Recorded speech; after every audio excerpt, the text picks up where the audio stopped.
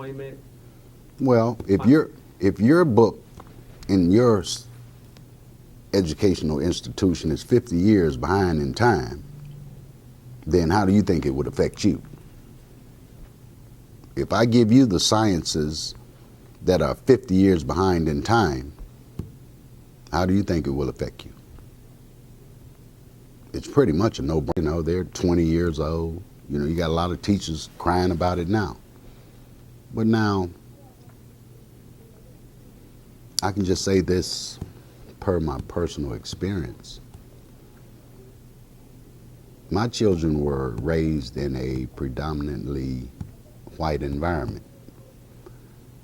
The education that they received is pretty much a dream education.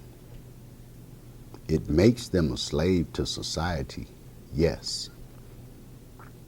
But Obama was a slave too. So if you got to be a slave, I'm just saying, I don't want to be a slave. I don't want my children to be a slave. But they have received something because they were in a white environment. If they choose to do for self, they're capable. The education that we receive in our community does not equip us to be independent.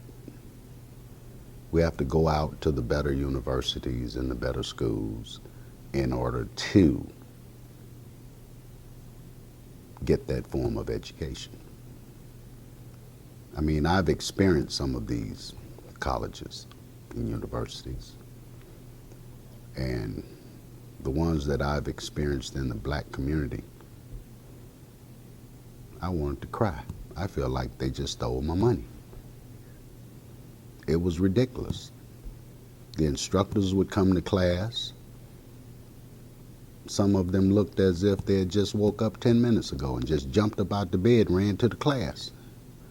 And I'm looking and I'm saying, and you're finna teach me what? And then their teaching skills were so horrible that it was just frightening. Now, I'm just telling you what I experienced. I'm not trying to knock our people. I'm just saying what we've been forced into. And this is widespread. You know, so that's a form of racism. You know, if you're gonna give your child, well, it's like saying your child is racing my child, and you pour oil down in front of my child. The gun goes off, my child can't get its traction. If it does get its traction, you're already gone.